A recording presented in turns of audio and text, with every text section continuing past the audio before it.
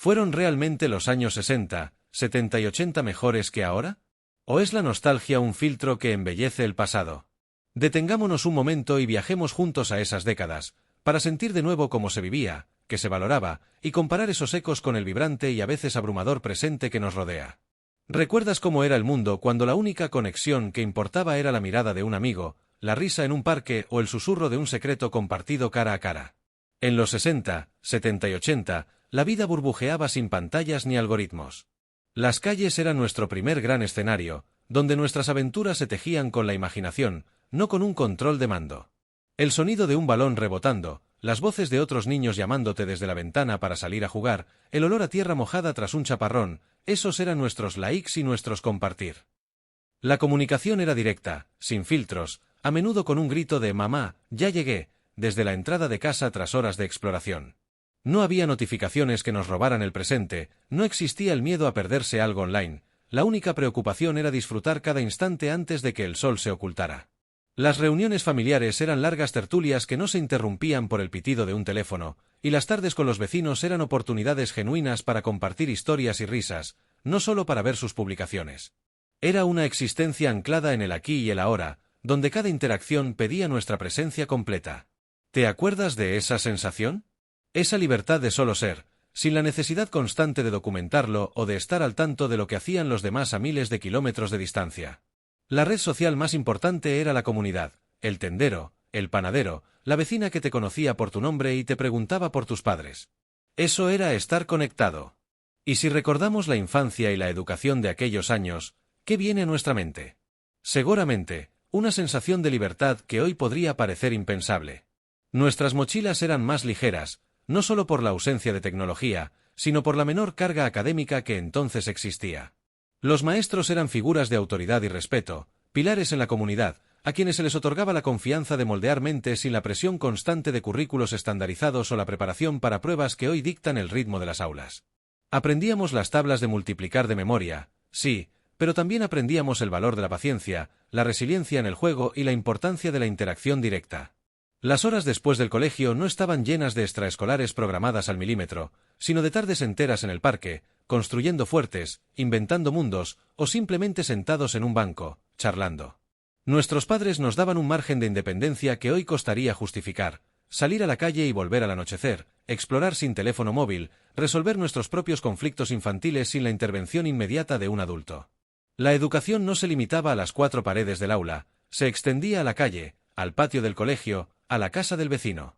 Las lecciones de vida se aprendían a través de la experiencia directa, de los golpes y caídas, de las negociaciones con los amigos por el uso del único balón de fútbol, de la espera paciente para que llegara tu turno en el columpio. No había un torbellino de tareas sin fin ni la necesidad de sobresalir en cada asignatura, la meta era aprender, crecer y, sobre todo, disfrutar de ser niños. El juego era nuestra principal herramienta pedagógica, y a través de él, desarrollábamos la creatividad, la resolución de problemas y las habilidades sociales de una manera orgánica y profunda. Las reuniones con los profesores eran menos frecuentes, y el diálogo se centraba más en la persona que en el rendimiento numérico. ¿Te das cuenta de la diferencia? Una independencia forjada en la experiencia y no en la sobredirección. Y si pensamos en el entretenimiento y el ocio de aquellos tiempos, ¿no sientes un cosquilleo de nostalgia? Aquella era la era dorada de lo analógico, donde cada experiencia de ocio era un evento en sí mismo, a menudo compartido y anticipado con ilusión. La radio no era solo un aparato, era una caja mágica que nos traía historias, canciones y programas que nos hacían reír o soñar, y alrededor de la cual nos reuníamos como si fuera una chimenea moderna. Los vinilos no eran archivos digitales, eran objetos de deseo, con su arte de portada, su ritual de sacarlos de la funda, limpiarlos con mimo y colocar la aguja con precisión para que la música llenara la sala, invitando a bailar o simplemente a escuchar con atención. ¿Y los VCRS? Los videocaseteras. Alquilar una película del videoclub era una aventura que marcaba el plan de la noche, y era un acto comunitario. Se elegía entre todos, se rebobinaba al terminar qué educación cívica, y se devolvía. No había un catálogo infinito a un clic, había una selección limitada que valorábamos inmensamente. Los juegos de mesa, por su parte, no eran solo pasatiempos, eran el escenario de batallas épicas, de risas ruidosas, de estrategias susurradas, fortaleciendo lazos familiares y de amistad. Horas interminables alrededor del parchís, el Monopoly o el Trivial Pursuit, aprendiendo a ganar con humildad y a perder con dignidad. Y luego estaba la televisión, el altar de muchos hogares. No había streaming ni contenido a la carta, la parrilla de programación era sagrada. El telediario era a una hora fija, tu serie favorita salía un día concreto, y los programas especiales eran cita obligada. Se veían juntos, se comentaban al día siguiente en el colegio o en el trabajo, creando un hilo conductor en la conversación social que hoy es difícil replicar. Ese estar al día no dependía de algoritmos personalizados, sino de una experiencia compartida. Era un entretenimiento que fomentaba la paciencia, la presencia y la interacción, lejos de la fragmentación y el consumo individualista de hoy. ¿Recuerdas esa sensación de expectativa, de que el entretenimiento era un regalo que se disfrutaba plenamente cuando llegaba? Y si hablamos de seguridad y libertad, ¿cuántos de nosotros recordamos haber pasado horas jugando en la calle, con la única consigna de volver a casa cuando las farolas se encendieran? No había teléfonos móviles para rastrearnos, ni la necesidad de constantes llamadas para asegurar que estábamos bien. Había una confianza tácita, un entendimiento comunitario. El barrio entero era una extensión de nuestro hogar, y cada vecino, un ojo vigilante. Si te caías, alguien te ayudaba a levantarte, si te perdías, alguien te guiaba de vuelta. La bicicleta era nuestra primera gran máquina de libertad, permitiéndonos explorar el mundo más allá de nuestra cuadra, sin la supervisión constante de un adulto. Íbamos al colegio solos, o en grupos, caminando, charlando, sin el miedo que hoy obliga a muchos padres a llevar a sus hijos en coche o a acompañarlos hasta la puerta. La sensación de ser libre era palpable, se respiraba. No había cámaras de seguridad en cada esquina, ni noticias constantes de peligros inminentes que nos hicieran dudar de cada paso. Se confiaba en la inocencia de la gente, en la buena voluntad. Los parques estaban llenos de niños jugando hasta tarde, las aceras de adolescentes charlando, y la preocupación principal era quién ganaría la partida, no si alguien nos acechaba. Contraste esto con la realidad actual, donde la sobreprotección y la ansiedad por la seguridad se han vuelto la norma. Nuestros hijos crecen en entornos más controlados, con menos libertad de exploración espontánea.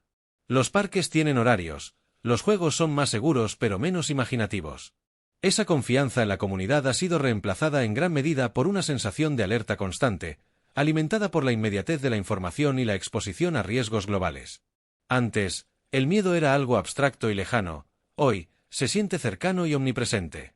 ¿No echamos de menos esa sensación de poder abrir la puerta y simplemente ser, sin agendas ni preocupaciones más allá del presente? Esa libertad de ser ingenuos, de confiar, de explorar sin límites más allá de los dictados del sol y las estrellas. Y hablando de libertad, no podemos dejar de lado el impacto de los avances tecnológicos, o más bien, su ausencia en aquellos años. Si bien hoy disfrutamos de comodidades impensables entonces, hubo una belleza particular en la simplicidad de lo manual. Antes, hacer una llamada telefónica no era un simple clic, a menudo implicaba memorizar números o buscarlos en una guía telefónica de papel, girar discos en el teléfono fijo y, a veces, esperar pacientemente por una línea. Y si era a larga distancia, la anticipación y el costo eran mayores, haciendo de cada conversación un momento preciado. Conseguir información tampoco era instantáneo, implicaba ir a la biblioteca, consultar enciclopedias, hojear periódicos o preguntar a expertos, procesos que fomentaban la investigación, la paciencia y un tipo diferente de pensamiento crítico. El conocimiento no estaba a un clic, estaba en las páginas, grabado en nuestra memoria o en la sabiduría de nuestros mayores. Comprar algo no significaba añadirlo a un carrito virtual, significaba ir a la tienda, tocar los productos, charlar con el vendedor, quizás regatear un poco. Era una experiencia social, arraigada en la interacción humana. ¿Recuerdas la época en la que la llegada de la televisión a color era un hito, o cuando un Walkman era la cúspide de la tecnología personal? Cada nueva innovación se saboreaba, se exploraba con asombro, porque no venían en avalancha. Esto nos obligaba a ser más ingeniosos, a reparar lo que se estropeaba en lugar de desecharlo y comprar uno nuevo, a improvisar soluciones con lo que teníamos a mano. No estábamos abrumados por la infinidad de opciones, las actualizaciones constantes, ni la sensación de que nos faltaba el último gadget. Había menos distracciones digitales, lo que nos permitía enfocarnos más en el mundo tangible y en las personas que nos rodeaban. Esta lentitud forzada fomentaba una conexión más profunda con nuestras actividades diarias y con el proceso de resolver problemas, desarrollando una resiliencia y una autosuficiencia que hoy, con todo al alcance de la mano, quizás hayamos perdido un poco. Era un mundo donde la paciencia no era solo una virtud, sino una necesidad operativa diaria. Y si dirigimos la mirada hacia los valores y la ética social de aquellos años, ¿no crees que respirábamos un aire diferente? Había una convicción más arraigada en el espíritu comunitario, un sentido de pertenencia que se manifestaba en cada esquina. El respeto por los mayores no era solo una norma de cortesía, era un pilar fundamental de la convivencia. Sus palabras eran escuchadas y valoradas, y su experiencia, un tesoro compartido. La perseverancia no era una palabra de moda, sino una forma de vida. Las cosas costaban tiempo y esfuerzo, y se asumía que para lograr algo había que trabajar duro, sin atajos inmediatos.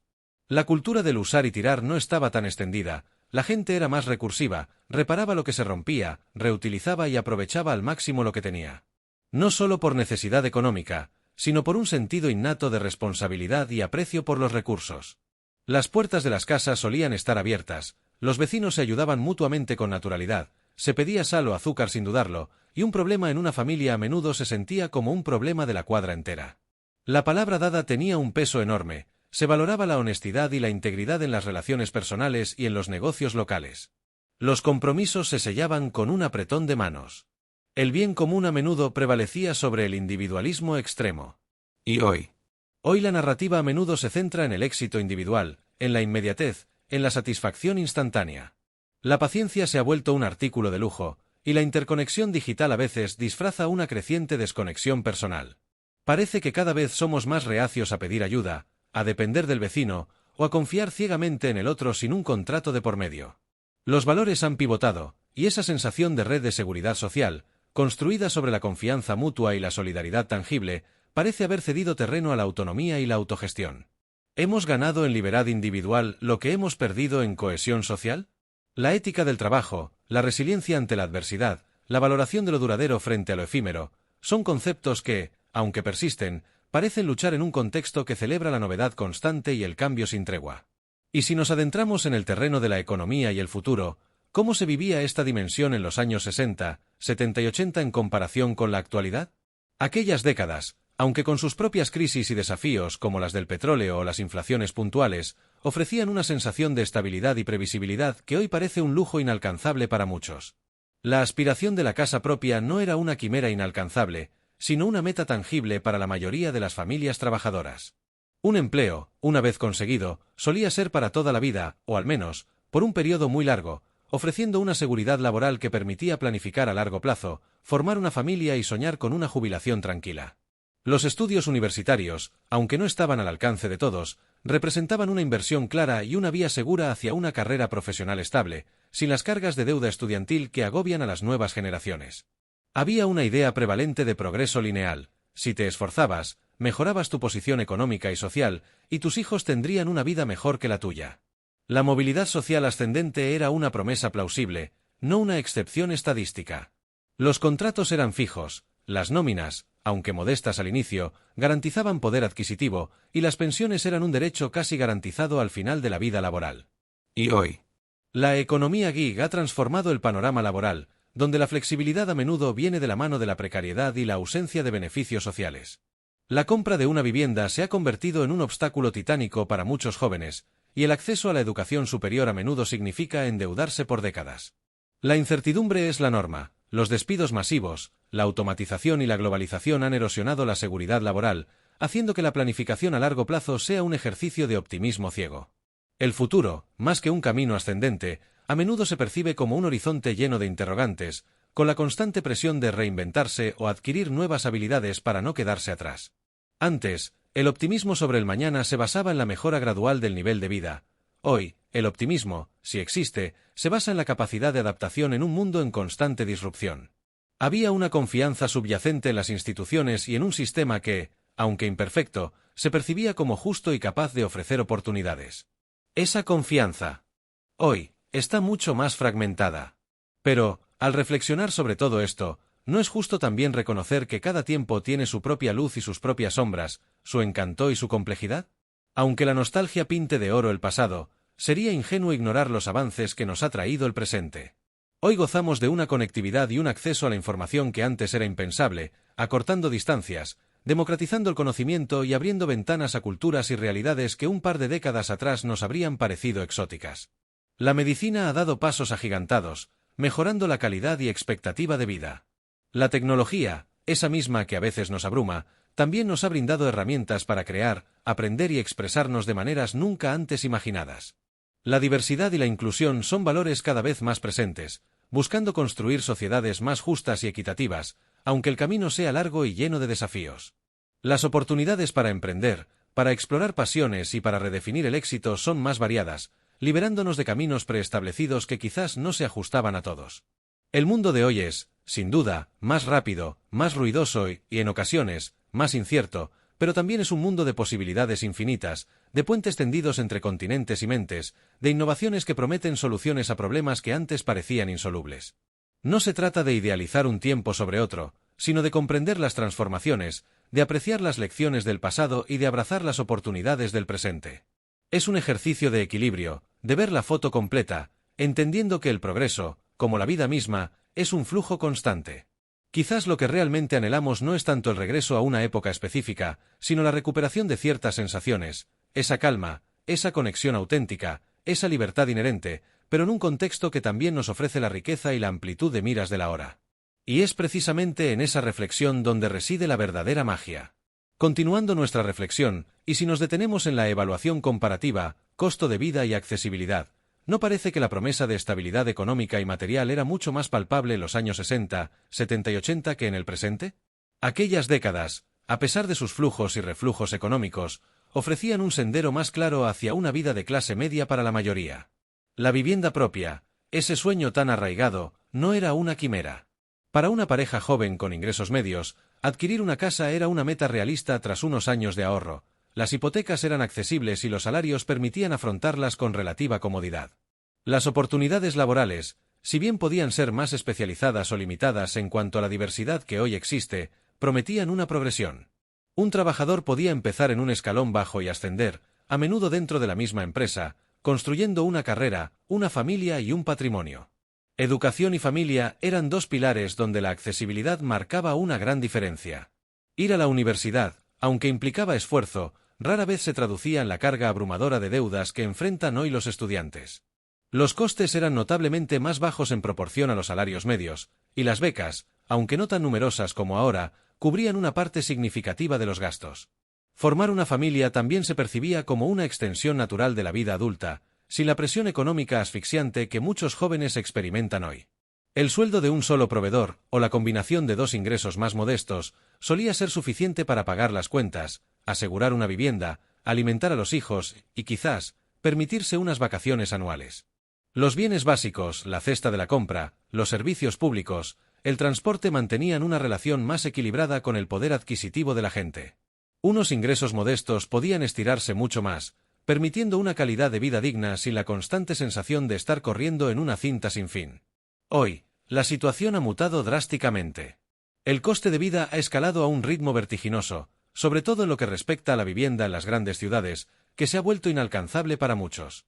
Los salarios, en muchos sectores, no han seguido el mismo ritmo de crecimiento, generando una brecha cada vez mayor entre lo que se gana y lo que se necesita para vivir dignamente. La educación superior es una inversión colosal, a menudo con un retorno incierto en un mercado laboral saturado de profesionales. Empezar una familia es una decisión que se pospone cada vez más, no solo por preferencias personales, sino por la imperiosa necesidad económica de establecerse antes de asumir tal responsabilidad. El acceso a bienes y servicios esenciales parece requerir un esfuerzo desproporcionado, y la percepción general es que la movilidad social ascendente es mucho más difícil de alcanzar. ¿No sientes que la seguridad y la conveniencia de hoy vienen con un precio desorbitado, mientras que la frugalidad de antaño ofrecía una base más sólida para el bienestar general? Aquella simplicidad, a ojos de hoy, parece casi una utopía económica. Y si pasamos al apartado de la salud y el bienestar, ¿cómo se vivía la relación con el cuerpo y la mente en las décadas pasadas en comparación con la obsesión actual? En los 60, 70 y 80, la medicina, aunque en constante avance, era menos invasiva y la prevención no ocupaba el lugar central que tiene hoy en el discurso público. Se vivía con una fe en la capacidad de recuperación natural del cuerpo y una menor exposición a información constante sobre posibles enfermedades o estilos de vida correctos. La alimentación era más sencilla, menos procesada, y las dietas no eran tema de conversación recurrente. Se comía lo que había, lo que se cultivaba o lo que el comercio local ofrecía, sin la ansiedad nutricional que a menudo acompaña cada bocado en la actualidad. El concepto de bienestar no estaba mercantilizado, no existía la avalancha de suplementos, superalimentos, gurús del fitness o aplicaciones de meditación. El bienestar se encontraba en la actividad física natural, correr y jugar al aire libre, caminar al trabajo o la escuela, hacer las labores del hogar y en la conexión social, en el tiempo compartido con la familia y los amigos, que de forma inherente servía de válvula de escape para el estrés. La salud mental, por su parte, era un tema tabú, apenas reconocido, lo que significaba que muchos lidiaban en silencio con sus desafíos, pero también que no existía la presión constante de la perfección que las redes sociales y los medios actuales proyectan. Los cuerpos no estaban sometidos al escrutinio público de la misma manera, la diversidad era más tolerada, y la presión estética, aunque presente, no alcanzaba los niveles de tiranía que ejerce hoy, especialmente sobre los jóvenes. La cirugía estética era una rareza, no una aspiración generalizada. Se aceptaba el paso del tiempo con más naturalidad. Hoy, vivimos en una era de hipocondría informada, donde cada síntoma busca una validación en Internet, y donde la presión por lucir perfecto, sano y en forma es abrumadora. Las rutinas de ejercicio son casi una obligación social, y la comida es juzgada por su valor nutricional antes que por su sabor o por el acto de compartir. No echamos de menos esa despreocupación, esa libertad de no tener que medir cada paso, cada caloría, cada pensamiento en pos de un ideal inalcanzable. ¿Y si nos detenemos a comparar la globalización y la diversidad de entonces con la de hoy, no es asombroso el cambio? En los años 60, 70 y 80, el mundo era, para la mayoría, un lugar mucho más grande y distante. Las comunidades eran más homogéneas, y la diversidad cultural se experimentaba, si acaso, a través de documentales televisivos, libros, o para unos pocos privilegiados, viajes al extranjero. La información sobre otras culturas llegaba filtrada y a menudo con cierto desfase. Nuestras calles, nuestros colegios y nuestros lugares de trabajo reflejaban una composición social más local, y las interacciones diarias se daban entre personas con trasfondos a menudo muy similares. Los productos que consumíamos, la música que escuchábamos, incluso la moda que seguíamos, tenían raíces predominantemente nacionales, o a lo sumo, occidentales. La comida exótica era una rareza, algo que se probaba en ocasiones especiales o en restaurantes muy específicos. Había una forma de vida más arraigada en lo local, que si bien podía limitar la exposición a lo diferente, también fomentaba una identidad cultural más cohesionada y un sentido de pertenencia a un grupo con valores y costumbres compartidos. La curiosidad existía, claro, pero el acceso a otras realidades era limitado, y la comprensión de las mismas a menudo se construía sobre estereotipos o información superficial. Hoy, el panorama es radicalmente distinto. Vivimos en un mundo hiperconectado donde la globalización no es una teoría, sino una realidad palpable en cada rincón de nuestras vidas. Nuestras ciudades son crisoles de culturas, idiomas y tradiciones. Las escuelas son verdaderas torres de Babel donde niños de diferentes nacionalidades aprenden juntos. En nuestros barrios, conviven tiendas que ofrecen productos de los 5 continentes. A través de Internet y las redes sociales, podemos interactuar en tiempo real con personas de cualquier parte del planeta, conocer sus costumbres, sus opiniones y sus realidades sin movernos de casa. La música, el cine, la gastronomía y la moda se han vuelto fenómenos globales. El concepto de producto nacional se diluye ante cadenas de suministro que se extienden por el mundo entero. Esta eclosión de diversidad ha enriquecido nuestras vidas de incontables maneras, expandiendo nuestra perspectiva, fomentando la empatía y desafiando prejuicios. Sin embargo, también ha traído consigo nuevos desafíos, como la gestión de la convivencia intercultural, la asimilación de identidades y la aparición de ciertos choques culturales. Antes, el otro era lejano y abstracto. Hoy, es nuestro vecino, nuestro compañero de trabajo, el cocinero de nuestro restaurante favorito. ¿No es fascinante cómo hemos pasado de un mundo monocromo a una paleta de colores infinitos en tan pocas décadas, y cómo esto ha redefinido nuestras interacciones cotidianas y nuestra comprensión del ser humano? Y si ahora nos enfocamos en el impacto ambiental y la conciencia ecológica, ¿no es evidente un abismo entre el pasado y nuestro presente? En los años 60, 70 y 80, la preocupación por el medio ambiente era, para la gran mayoría, una idea incipiente, a menudo relegada a círculos académicos o activistas muy específicos. La noción de que nuestras acciones cotidianas podían tener un impacto devastador a escala planetaria era lejana, casi impensable. El reciclaje era una rareza, no una norma. Los productos venían en empaques abundantes y de un solo uso, y la capacidad de la Tierra para absorber nuestros desechos parecía infinita. Las chimeneas de las fábricas lanzaban columnas de humo sin mucho escrutinio público, los coches de gasolina consumían como si los recursos fueran inagotables, y los ríos servían, en ocasiones, como vertederos industriales sin mayores consecuencias legales o sociales. Había una concepción de que la naturaleza era un recurso a explotar, no un ecosistema delicado a proteger. El cambio climático era un concepto casi de ciencia ficción, y la extinción de especies, aunque lamentable, se veía como algo distante. Las decisiones de consumo se basaban en la comodidad, el precio y la funcionalidad, no en la huella de carbono o la sostenibilidad. Hoy, la narrativa ha cambiado de forma radical. La conciencia ambiental ha pasado de ser un nicho a una preocupación global y transversal, influyendo nuestras decisiones de consumo, en la política, en la educación y en la innovación tecnológica. El reciclaje es una práctica común, casi obligatoria en muchos hogares. Las empresas se ven presionadas a operar de manera más sostenible, a reducir su impacto ambiental y a ofrecer productos verdes para satisfacer la demanda de un consumidor cada vez más informado y exigente. El origen de los alimentos, la eficiencia energética de los electrodomésticos, el impacto de los viajes, todo se evalúa bajo la lente de la sostenibilidad. Las noticias nos bombardean con informes sobre el cambio climático, la pérdida de biodiversidad y la escasez de recursos, generando una sensación de urgencia que antes no existía. Nuestros hijos aprenden desde pequeños sobre la importancia de cuidar el planeta, algo impensable para nuestra generación. Se han desarrollado nuevas industrias basadas en energías renovables y tecnologías limpias. Sin embargo, esta mayor conciencia también ha traído consigo una carga de ansiedad y responsabilidad individual que antes no experimentábamos. ¿No es curioso cómo algo que estaba en el margen, casi invisible, se ha convertido en una de las principales batallas de nuestro tiempo, obligándonos a replantear no solo cómo vivimos, sino cómo interactuamos con el único hogar que tenemos? Y entonces, después de este viaje a través de los recuerdos y las transformaciones, la pregunta de nuestro inicio vuelve a cobrar fuerza, pero quizás con una perspectiva más rica, más matizada. ¿Fueron realmente los años 60, 70 y 80 mejores que ahora, o es que cada época, con sus luces y sus sombras, con sus certezas y sus incertidumbres, tiene su propia magia, su particular forma de hacernos crecer y de forjar nuestra historia? ¿Qué es lo que verdaderamente añoramos? ¿Un tiempo, o quizás una forma de sentir y vivir la vida? Si este recuerdo también te tocó el corazón y te hizo reflexionar, suscríbete. Aquí honramos tu historia.